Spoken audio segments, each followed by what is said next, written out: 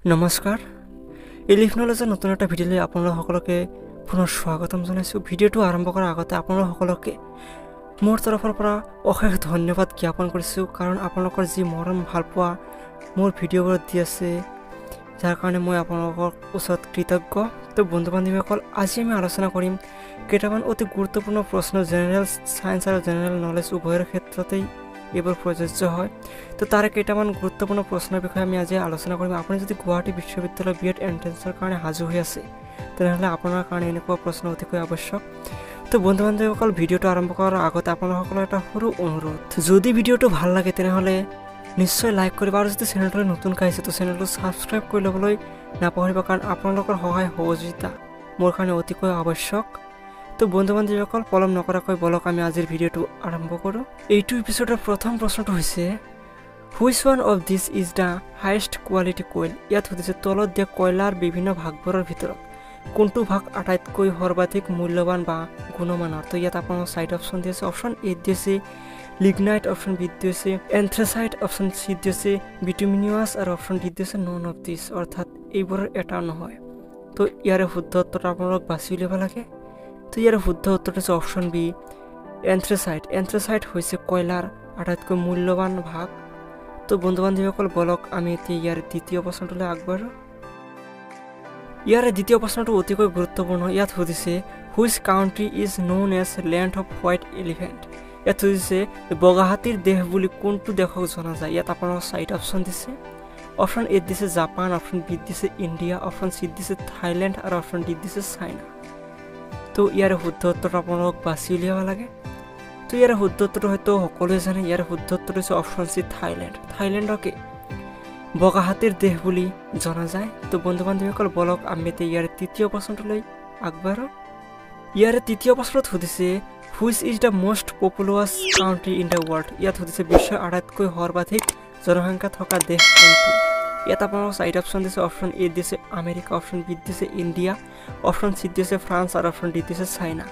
তো আশা কৰোঁ এইটো প্ৰশ্নৰ উত্তৰ সকলোৱে জ্ঞাত। ইয়াৰ শুদ্ধ উত্তৰ হৈছে অপশ্যন ডি চাইনা।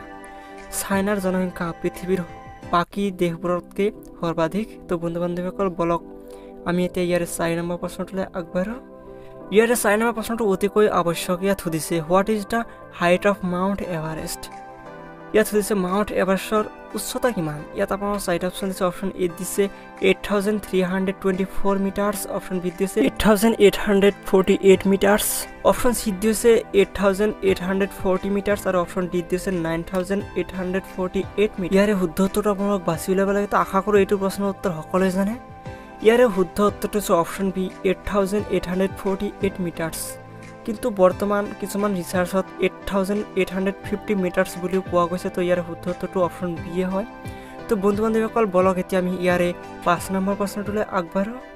ইয়াৰে 5 নম্বৰ প্ৰশ্নটো জানিব বিচৰা হৈছে, ইয়াত সুধিছে which is the biggest museum in India? ভাৰতবৰ্ষৰ আটাইতকৈ ডাঙৰ মিউজিয়াম কোনটো? ইয়াত আপোনাৰ চাইড অপশ্যন দিছে। অপশ্যন এ দিছে ভিক্টৰিয়া মেমৰিয়েল, অপশ্যন বি দিছে ইণ্ডিয়ান মিউজিয়াম, অপশ্যন চি দিছে নেশ্যনেল মিউজিয়াম, আৰু অপশ্যন ডি দিছে নন অফ দিছ, অৰ্থাৎ এইসকলৰ এটাও নহয়। তো ইয়াৰে শুদ্ধ উত্তৰটো আপোনালোক বাছি উলিয়াব লাগে। তো ইয়াৰ শুদ্ধ উত্তৰটো হৈছে option B Indian museum. Indian মিউজিয়ামে হৈছে ভাৰতৰ আটাইতকৈ ডাঙৰ মিউজিয়াম। তো বন্ধু বান্ধৱীসকল, বলক এতিয়া আমি ইয়াৰে 6 নম্বৰ প্ৰশ্নটোলৈ আগবাঢ়োঁ। ইয়াৰে 6 নম্বৰ প্ৰশ্নটোত জানিব বিচৰা হৈছে which river passed through the Thar desert? ইয়াত সুধিছে যে থৰ মৰুভূমিৰ মাজেৰে পাৰ হৈ যোৱা নদীখনৰ নাম কি? তো ইয়াত আপোনাৰ চাইড অপশ্যন দিছে। অপশ্যন এ দিছে লুনি ৰিভাৰ, অপশ্যন বি দিছে গংগা ৰিভাৰ, অপশ্যন চি দিছে ঝুলুম ৰিভাৰ, আৰু অপশ্যন ডি দিছে ব্ৰহ্মপুত্ৰ। তো ইয়াৰ শুদ্ধ উত্তৰটো আপোনালোক বাছি উলিয়াব লাগে। তো ইয়াৰ শুদ্ধ উত্তৰটো হৈছে অপশ্যন এ লুনি ৰিভাৰ। থৰ মৰুভূমিৰ মাজেৰে এই লুনি নদীটোৱে পাৰ হৈ গৈছে। তো বন্ধু বান্ধৱীসকল, বলক আমি এতিয়া ইয়াৰে 7 নম্বৰ প্ৰশ্নটোলৈ আগবাঢ়োঁ। ইয়াৰে 7 নম্বৰ প্ৰশ্নটোত জানিব বিচৰা হৈছে what is the national game of USA? United state অফ আমেৰিকাৰ ৰাষ্ট্ৰীয় খেল কি? সেইটো ইয়াত সুধিছে। তো ইয়াত আপোনাৰ চাইড অপশ্যন দিছে। অপশ্যন এ দিয়া হৈছে হকী, অপশ্যন বি দিয়া হৈছে ক্ৰিকেট, অপশ্যন চি দিয়া হৈছে বেছবল, আৰু অপশ্যন ডি দিয়া হৈছে চেছ, অৰ্থাৎ দবা খেল। তো ইয়াৰ শুদ্ধ উত্তৰটো আপোনালোক বাছি উলিয়াব লাগে। তো আশা কৰোঁ এইটো প্ৰশ্নৰ উত্তৰ সকলোৱে জানে। ইয়াৰে শুদ্ধ উত্তৰ হৈছে অপশ্যন চি বেছবল। বেসবলে হৈছে ইউনাইটেড ষ্টেট অফ আমেৰিকাৰ নেশ্যনেল গেম। তো বন্ধু বান্ধৱীসকল বলক এতিয়া আমি ইয়াৰে 8 নম্বৰ প্ৰশ্নটোলৈ আগবাঢ়ো। 8 নম্বৰ প্ৰশ্নটো আমাৰ কাৰণে অতিকৈ আৱশ্যক কাৰণ এইটো আমাৰ নেশ্যনেল গেমৰ লগত জড়িত। তো ইয়াত সুধিছে what is the national game of India, ভাৰতৰ ৰাষ্ট্ৰীয় খেল কি? তো এইটো প্ৰশ্নৰ উত্তৰ হয়তো সকলোৱে জানে। ইয়াত আপোনাৰ 4টা অপশ্যন দিছে। অপশ্যন এ দিছে হকি, অপশ্যন বি দিছে ক্ৰিকেট, অপশ্যন চি দিছে বেসবল আৰু অপশ্যন ডি দিছে চেছ। তো ইয়াৰে শুদ্ধ উত্তৰটো হয়তো সকলোৱে জানে। ইয়াৰে শুদ্ধ উত্তৰ হৈছে অপশ্যন এ হকি। হকিয়ে হৈছে আমাৰ ভাৰতৰ ৰাষ্ট্ৰীয় খেল। তো বন্ধু বান্ধৱীসকল বলক এইটো এপিছ'ডৰ 9 নম্বৰ প্ৰশ্নটোলৈ আগবাঢ়ো। ইয়াৰে 9 নম্বৰ প্ৰশ্নটোত সুধিছে Sonia Mirza is associated with which sport. ইয়াত সুধিছে যে সোনিয়া মিৰ্জা কোনটো খেল জগতৰ লগত সম্পৰ্কিত। ইয়াত আপোনালোকক 4টা অপশ্যন দিছে। অপশ্যন এ দিছে ফুটবল, অপশ্যন বি দিছে টেনিছ, অপশ্যন চি দিছে বেডমিণ্টন আৰু অপশ্যন ডি দিছে ক্ৰিকেট। ইয়াৰে শুদ্ধ উত্তৰটো আপোনালোক বাছি উলিয়াব লাগে। তো সোনিয়া মিৰ্জাৰ নাম আপোনালোকে নিশ্চয় গমেই পায় আৰু তেখেত কোনটো খেলৰ লগত সম্পৰ্কিত সেইটো নিশ্চয় গমেই পায়। তো ইয়াৰ শুদ্ধ উত্তৰ হৈছে অপশ্যন বি টেনিছ।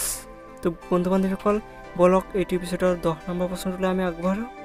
ইয়াৰে 10 নম্বৰ প্ৰশ্নটোত জানিব বিচৰা হৈছে, ইয়াত সুধিছে which is the fastest land animal on earth. ইয়াত সুধিছে বিশ্বৰ আটাইতকৈ দ্ৰুত জীৱ কোনটো যিয়ে মাটিত বাস কৰে। তো ইয়াত আপোনাৰ 4টা অপশ্যন দিছে। অপশ্যন এ দিছে লিঅ'পাৰ্ড, অপশ্যন বি দিছে চিতাহ, অপশ্যন চি দিছে হৰ্চ আৰু অপশ্যন ডি দিছে জিৰাফ। তো ইয়াৰে শুদ্ধ উত্তৰটো আপোনালোক বাছি উলিয়াব লাগে। তো এইটো প্ৰশ্নৰ উত্তৰ হয়তো সকলোৱে জানে। ইয়াৰে শুদ্ধ উত্তৰ হৈছে অপশ্যন বি চিতা। চিতা বাঘ যিটো আছে সেইটোৱে হৈছে বিশ্বৰ আটাইতকৈ দ্ৰুত জীৱ যিয়ে মাটিত বাস কৰে। তো বন্ধু বান্ধৱীসকল বলক এতিয়া আমি ইয়াৰে 11 নম্বৰ প্ৰশ্নটোলৈ আগবাঢ়ো। 11 নম্বৰ প্ৰশ্নটোত জানিব বিচৰা হৈছে which is the largest bird in the world. বিশ্বৰ আটাইতকৈ ডাঙৰ চৰাই কোনটো। ইয়াত আপোনাৰ 4টা অপশ্যন দিছে।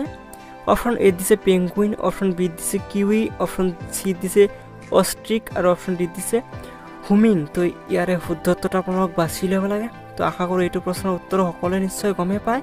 তো ইয়াৰ শুদ্ধ উত্তৰটো হৈছে অপশ্যন চি অষ্ট্ৰিক। উট পক্ষী যিটো আছে সেইটোৱে হৈছে বিশ্বৰ আটাইতকৈ ডাঙৰ চৰাই। তো বন্ধু বান্ধৱীসকল বলক এতিয়া আমি ইয়াৰে 12 নম্বৰ প্ৰশ্নটোলৈ আগবাঢ়ো। ইয়াৰে 12 নম্বৰ প্ৰশ্নটো জানিব বিচৰা হৈছে which animal has the largest টাং।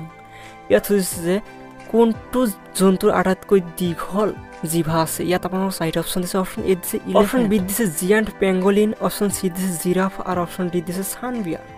তো ইয়াৰে শুদ্ধ উত্তৰটো আপোনালোক বাছি উলিয়াব লাগে।